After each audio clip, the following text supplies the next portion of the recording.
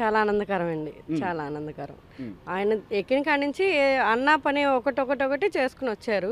మాకు ఒకటే మాట ఇచ్చారు, మీకు ఇళ్ల పట్టాలు ఇస్తాను పేదలకి, మర్చిపోను, మిమ్మల్ని అన్యాయం అయితే చేయను అన్నారు. మాకు ఇచ్చిన మాట అయితే నెరవేరిందండి. సంతోషం అంటారండి. 25 ఏళ్ళ నుంచి ఉన్నాము, ఏమీ లేదు, ఎప్పుడు వచ్చి ఎవరు తీసేస్తారో, డోర్ డెటిషన్కి ఎప్పుడు తీసేస్తారో అనేది.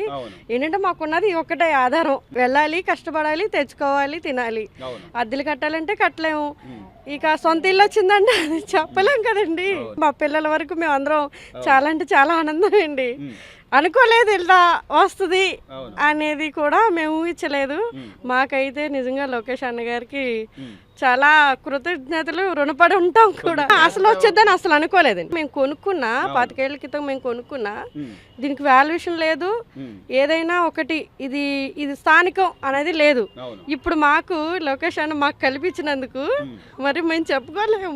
ఆయన ఇచ్చిన మాట ఫస్ట్ మాకు అన్నారు, అట్లాగే నెరవేర్చారు. అందుట్లో ఇంతమందిలో కూడా మాకు రావడం మా అదృష్టం.